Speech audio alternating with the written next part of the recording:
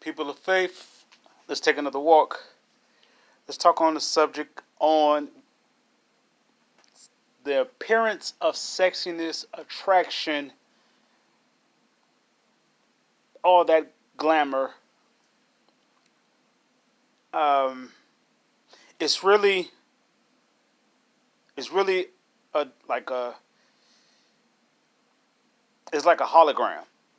It's not really real. It's it's a mirage. If it was real, after you got after you receive what you wanted from the situation, it would still be there. The whole purpose was to draw you. It was, I guess you want to say, it was a seductive spirit that's over whatever that it is. Let's say that if it was on a car, for whatever reason, this car stands out more so than any other car. There's a seductive spirit on top of the car. The assignment of that seductive spirit is to woo you towards it or draw you towards it. The salesman didn't take you towards it. The car itself called you and you went towards it. Right?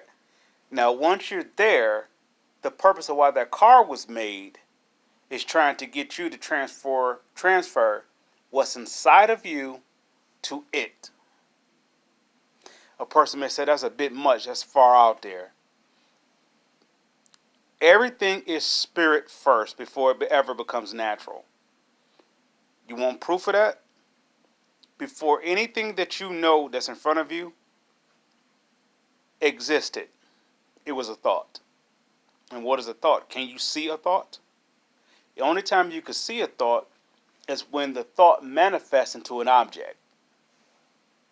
Yes, that's the creation that we have. That's the ability that we have. God created us in His image and likeness, and just because we may walked away from Him and His love, or we may not walk up under His statutes or His commands and His will to do what He asking us to do, or we may walk away from our purpose. That doesn't change how our origin is set up. Okay, you're a spirit. You have a body. I mean, you live in a body. Let's say that again. You are a spirit. You live in a body. You have a soul. The soul consists of the mind, the will, the emotion, intellect, and imagination. That brings what's in the supernatural, the spirit world, into the natural. So whatever that's a thought needs a host or a vessel for that thought to be inside. So the individual who drew the car, who sketched out the car, the individual who, let's make it to something that's more relatable. Let's say a person is listening to music. The producer who made the music, let's say, who made the beat or the rhythm or the arrangement, a spirit led them to do that arrangement. Now, since we're not in depth or in tune to the spiritual world, we don't know if that spirit that created that beat or that arrangement is of good or is of evil. Let's take it back to the garden. When Adam took of the tree of the knowledge of the good and of the evil, he knew both sides, good and evil. He have knowledge of both sides, so he's conflicted. So he's often confused. So this is us. Now let's fast forward to Jesus. If we were to accept Jesus in our life and we were to follow His ways, He gets rid of the confusion because He makes us all good. The direction that He goes is all good. There is no evil. So if we do what Jesus asks us to do, we become, our consciousness or our decision making or our soul becomes in the direction of all good. Versus with Adam didn't have redemption, or he didn't have no one to redeem him like we do with Christ. Adam had to learn on his own, so to speak. Remember, he ran from God. That the knowledge that he took from the tree of the knowledge of the good and evil made him a God in his own eyes. He ran from God. He didn't need God anymore because he knew both sides, good and evil. He don't need God anymore. That was the plan of Satan. Satan wanted us to know the both worlds, good and evil, so we wouldn't need God anymore. And if we don't need God, that means we're walking away from God's covering. So if we're walking away from God's covering, we're in the land of opportunity for Satan. We become kids on the playground. Well, kids on his playground.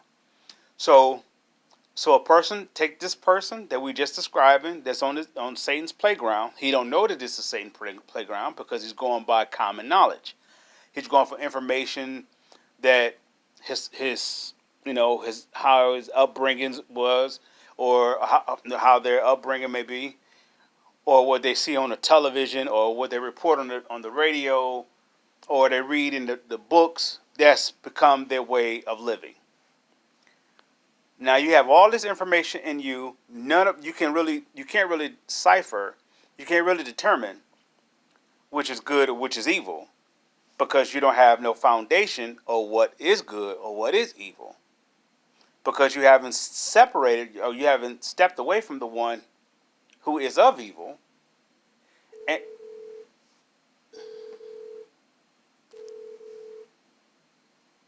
so, with that being said, if we haven't stepped away from the one that is of evil, we're still inside evil. So here comes the shiny car, or here comes the in my case as a guy, the allure would be a provocative woman, or an exotic display of a woman, her revealing herself in a very seductive way. That would be the allure that the enemy would try to use for me. Okay? Or for somebody who has hurt inside them, and their allure may be food, or maybe purchasing things, maybe materialism. For some, it may be uh, this or that. Okay? I'm just using those as basic examples. So if the woman is my allure, that can honestly get my focus in my soul. If that's going to be the object that's going to get my attention in my soul, the enemy will use that to walk it across the street, to get it out of a car, to go into a building, to be on a television set, to be in a magazine, to be on a billboard, to be whatever. And he's going to shine it up really good so that it gets my attention. He's going to shine it up really good so that it gets my attention. When it gets my attention, it has captivation to my soul, my mind, my will, my emotion, my intellect, and my imagination. Now I'm at his expense. Well, I am his to command. Now I will create a world that is from his knowledge. Okay? So, somebody say they want more proof of that. How about this? Soon you get the whatever that caught your attention, the attraction, the allure, the fantasy, whatever that it. Soon as you get it, and I'm speaking from a guy to most men. Let's say soon as you saw the woman, and society standards, she was considered provocative. She was a bit, I don't want to say the sexy word, because I really despise that word. She was physically appealing, sexually. Because that's when we call a woman sexy. We're basically saying that she's sex worthy. Okay? All right. If a guy ever calls a woman that, or if a woman ever calls herself that, or whatever, she said, I'm sexy, this is sexy, you're just saying it's sex worthy. And that's really telling about how valuable your standards can be. But anyway, if I saw the woman and I said that she was sexy, I'm saying that she is sex appeal. She is sex worthy. So I can then, okay, and let's say that we do a meet and greet, whatever, and things progress to the point that we actually come to that form of what I projected of her. If I projected her to be sexy, and we were able to connect in that sexual manner, if the allure was of good after the the mutual consent was over, why does the allure go away? That's just the proof of the fact that it's just a spell. It, the spirit covered a spell over the person just to woo your soul into it so it can have a power to sustain itself. There, nothing on this earth. God has given us all dominion. Everything goes through the Father, His Spirit. Through everything exists, coexists. Everything is because of God the Father. But He gave man dominion on this earth, and every object that's not mankind is like everything that we create needs us. So even the dark world needs us. There is no life. They have existence, but they don't have life. We have the life of God in us. So they need us to breathe life into them. It's like a spiritual vampire. They need to absorb our life. That's why after the guy, if I were to be frank, after the guy has slept with the woman, he is drained. Why is he drained? Why? If sex is supposed to be great, is supposed to be healthy, why is he drained afterwards? Life was taken out of him. Life was taken out of him. And he needs time to recover so that life can be restored. So, and let's say that we gave that life to a spiritual, let's say, a darkened vampire. It looked good, so we slept with it. It looked good based upon what was inside of us. It gave the spirit of lust, whatever that it was inside of us. It could have came through hurt. It could have came through whatever, however that it entered into us is inside of us, and it's going to give our soul this arousing projection. We call this attraction. It's going to swoop over the soul and make it be something that it's not. Make it be beautiful. And so beautiful that you have to have it. This is what Satan did with the tree of the knowledge of the good and evil. He made it so good to eat. He made it appearing to be so good to eat that Adam and Eve, Eve took it, and the scripture says she saw that it was good to eat, so she took of it. It was appealing. It was attractive. It was alluring. It was seductive. It literally called her. And it was almost to the point where it was so powerful, it was hard to resist it. So she partake to the spirit. That's when the spell is really what it is. It's so hard to resist it.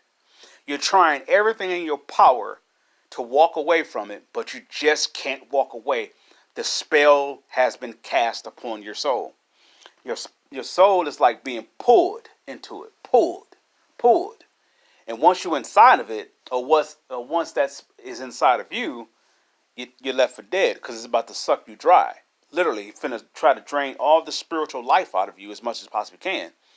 So, for the guy, after he slept with the woman, she was glamorous. She was like the best, whatever. Like not sexually, nothing like that. But her appearance was like whatever. Then after the guy, tell me this. After the guy no longer, after he's done with her, how come she's not beautiful anymore? Because that wasn't love. So the hologram of that she's beautiful disappears just like that. Because it's almost like it's equivalent to the guy who had one too many something to drink, one too many. That's the power of a drug. That's the power of an artificial substance. It gives you the allure that is something that is not, because it's there to draw you in, so it can suck the life out of you. And once you cross that line, you cross the grace line, because you in uncharted territories. You're in a place where you're not supposed to be. You cross the grace line.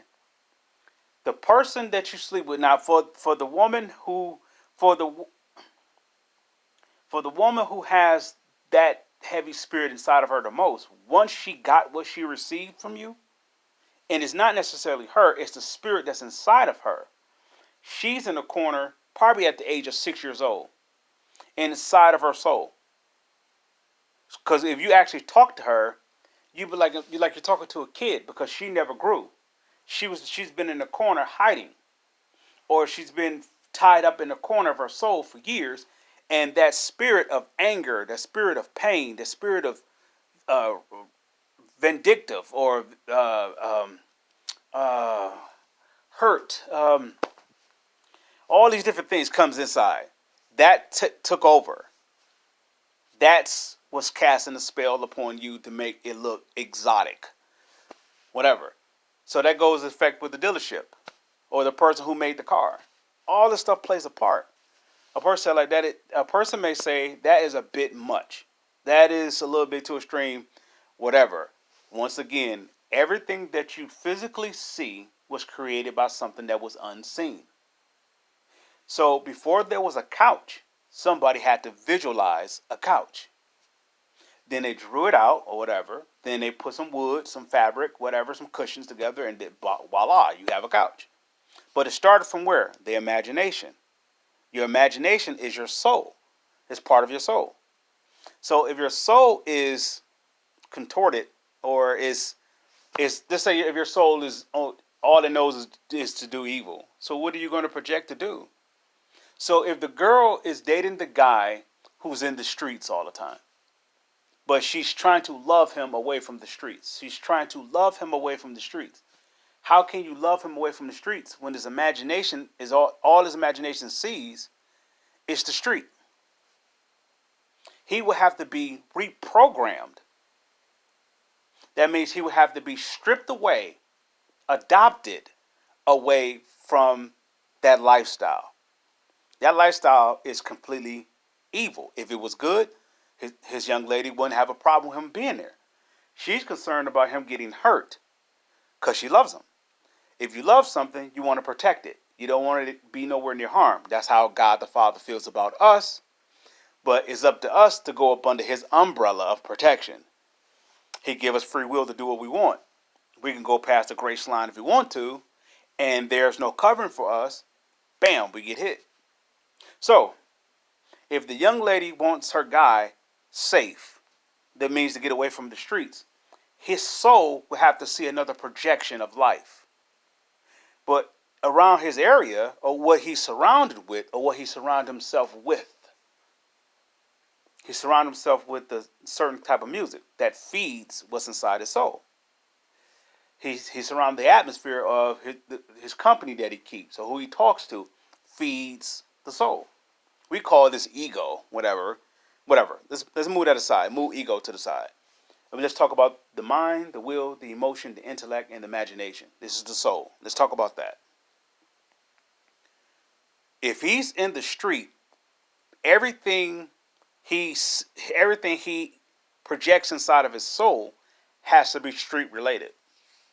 The young ladies that he talks to, the clothes that he buys, the food that he eats, the company that he's around, what he watches on television, what he listens to, how he conducts, everything has to be in that atmosphere. Otherwise, it's going to cause a division of where he's at. If he's around the atmosphere of drinking and smoking, if he's in around the atmosphere of drinking and smoking, you really can't expect him to be on the other side of that, behavior-wise. that drinking and smoking is going to lure him to an environment that is not going to be where you are as a young lady. Am I against drinking and smoking?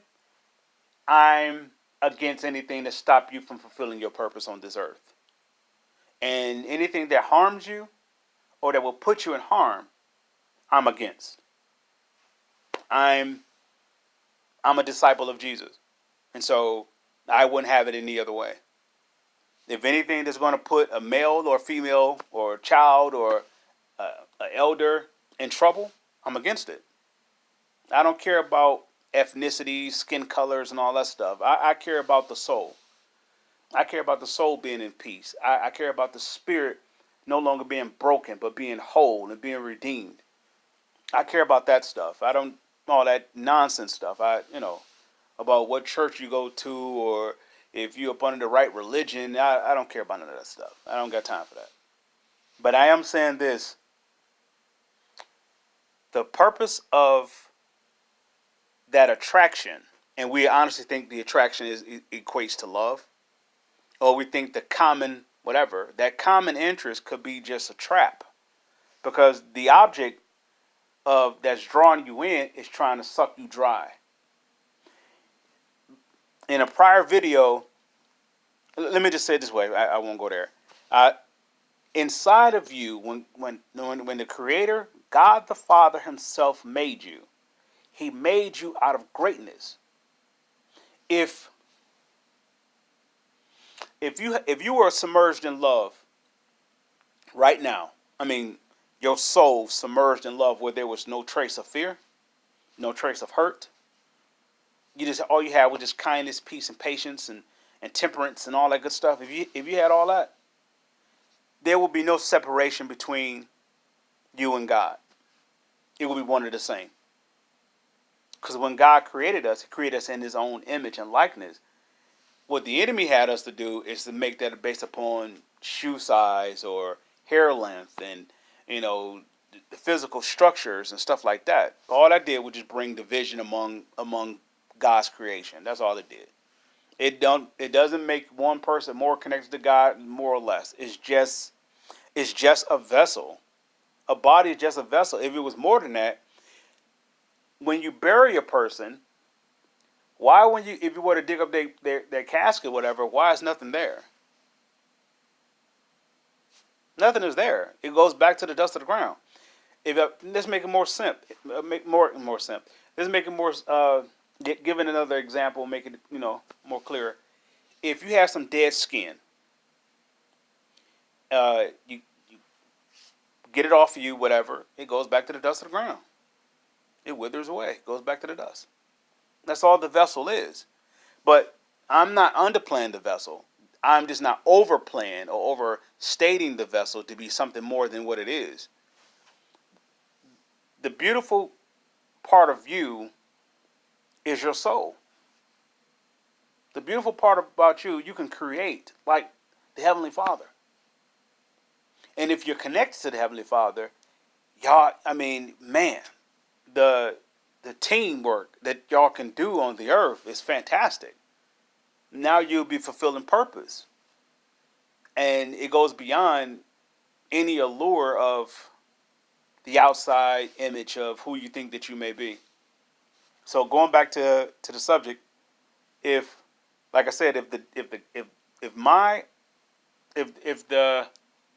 temptation that Satan would like to use for me is a woman, attractive or sexual woman, whatever. It could be pornographic. It could be just a regular old woman walking up and down the street that's showing legs, revealing herself. It could be anything. If that's what he's going to use, because I've told him that to some form of my mouth or me looking at it and seeing that it was good, he knows now that's something he can use against me until I reprogram my structure. If that was me when I was, say, 13, and I'm now at 42, if that's still me, I haven't grown anywhere. I haven't grown. More likely, the 13-year-old is in a corner hiding, and he had numerous amount of opportunities to grow up, to develop. That don't mean he goes out there, go get a job, go get a career, and buy stuff and travel the world. That just has anything with growth. That's opportunities. Growth is how you perceive life. If I'm 13 and I'm looking at thighs, I'm looking at arms, I'm looking at eye shapes, I'm looking at curves at 13, and I'm at 42 and I'm still looking at women the same way, that means I had numerous amount of opportunities to grow in love, but fear, let's say it again, fear cast a spell, a distracting spell, a, an alluring spell, a temptation, a seduction, whatever, just so I wouldn't advance in growth. Because the purpose of Satan is to stop you from reaching the greatness that you was predestined to be here. There is no reason for evil to come to your doorstep. There's no reason for evil to come to your doorstep. God is not evil. And if a person says like, well, God allowed it, once again, God gives us free will. God can only protect you if you are with him. You go away from his love, he's an orderly God. He's an orderly God, and a lot of us don't understand structure. We understand dictatorship. We understand that. We understand a slave, a master and a slave. We understand that mentality. We understand how to be mistreated, but we still don't understand structure. I mean, let me correct that. Structure out of love. We know we've seen structure out of fear, but we never seen structure out of love. How God does it, love and how God the Father, love is the most highest. Everything is beneath love. Love is the most high in God's kingdom. This is why he said in the Bible, in God's kingdom, the servant is the greatest. Why? Because to serve, you're going to have a loving heart to serve. If a person who serves with they don't want to kind of heart, they ain't going to be much of a servant. It's like, why are you doing it? So, in God's kingdom, love is number one. And if you choose not to submit to that, you are an outsider to love. Because everything outside of love is meant to harm. Let's say that again. Everything outside of the spiritual realm of love is meant to harm.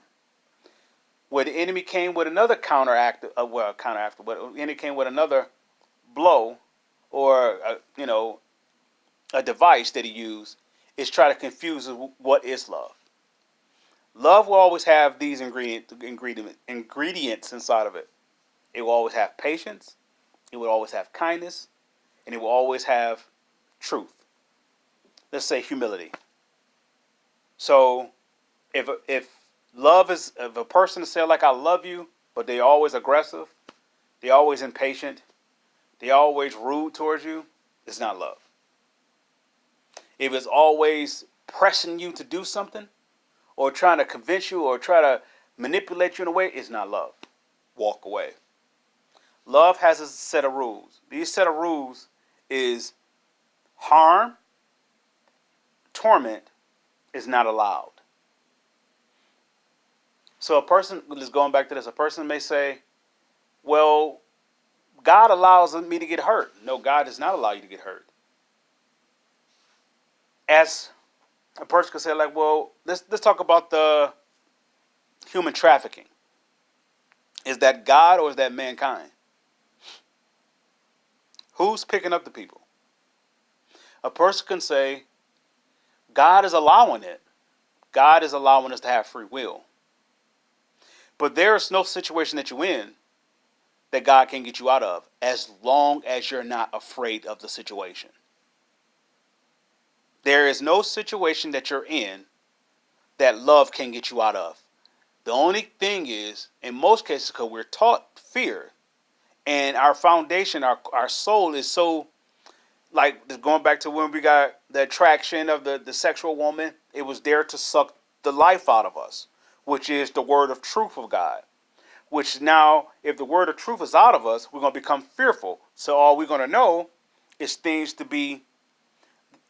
whatever we're going to do, we're going to learn things that's going to put us in harm, We're going to hear things that's going to put us in harm. So we're going to always be on the defense and not walking in love. So we get put in a situation and we would think it's too impossible to get out of. The only thing we will have to do is just not be afraid of the situation. It's going to be hard not to be afraid because all we've known was fear. Like I said, if I'm 13 years old and I'm looking at girls for curves and skin and stuff like that at 13, and here I am at 42 and I'm still the same way, I've had from 13 to 42 numerous amount of opportunity to walk away from fear. That means to walk hand in hand with love. If I'm at 13 and I'm looking at women's curves and everything else, and I get to the age of 42 and I'm still the same way, I have had numerous amount of opportunities to walk hand in hand with love, to show me a world not on this earth that I've never known, that possibly that most men that I've known have never seen. Because more than likely, what I'm seeing at 13 and 42 is the ones that's I'm surrounded by the men who've seen that self same world too. I'm not surrounded by men that have outgrown that. It's disappointing. This is what we would call a wasted life because the vampire, Satan himself, came and sucked the people dry. And I go back to this point and I leave it with this. If whatever you get that you thought was so sexually attractive or that you thought it was so materialistically valuable, after you get it, for the woman who got that diamond, that she wanted that diamond ring or that mansion, why does it fade? Why does that glamour fades away? Why does it go? Because once the devil got what he wanted from you, which was your soul, once he got what he wanted, the life force, is no longer to have his glimmer. That was him. He put the glimmer on it. Same thing what he did with Adam and Eve in the garden. He made that tree so irresistible. He made it so irresistible that it pulled them in. That it was so hard for them to walk away. Eve, the scripture says, Eve saw that it was good to eat. She saw that it was good to eat. I don't fault neither one of them. Because God put us, I ain't gonna say God put us. I'm in those similar situations to this day that I've seen something I shouldn't, that God would say stay away from. And it is so appealing. It is so attractive. It just